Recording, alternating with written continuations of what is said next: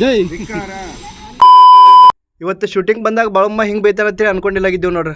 ನಮಗೆ ಹೇಳ್ತಿದ್ಯಲ್ಲ ಇವಾಗ ಸ್ಟಾರ್ಟ್ ಮಾಡ್ತಿದಾರೆ ಅಂತೇಳಿ. ನಮಸ್ಕಾರ ರೀ ಎಲ್ಲರಿಗೆ, ನಾನು ನಿಮ್ಮ ನಾಗೇಶ. ನಿನ್ನ ಉಳಿದು ಶೂಟಿಂಗ್ ಕಂಪ್ಲೀಟ್ ಮಾಡಕತ್ತೀವಿ ಮತ್ತೆ ಅದ ಲೊಕೇಶನ್ಗೆ ಬಂದ್ಬಿಟ್ಟಿವ. ಟೈಮ್ ಅಂತೂ 12 ಗಂಟೆ ಆಗೈತಿ. ಹೀರೋನಿ ಅವ್ರು ಈಗ ಸೀರೆ ಉಟ್ಕೊಂಡು ಬಂದ್ಬಿಟ್ಟಾರ ಅಷ್ಟೇ.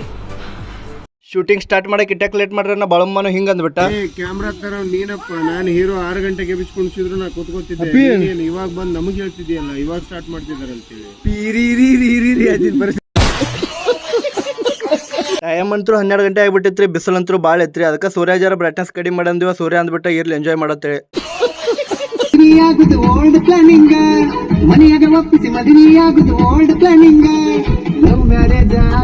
ಇವ್ರಂತೂ ಇಲ್ಲಿ ಬಿಸ್ಲಾಗ ಬಂದು ರೇಸಲ್ ಮಾಡ್ಕೊತ ನಿಂತು ಬಿಟ್ರಿ. ಅದಕ್ಕೆ ಛತ್ರಿ ಹಿಡ್ಕೊಂಡು ನಾವು ನೆಳ ನಿಂತು ಬಿಟ್ಟಿವ.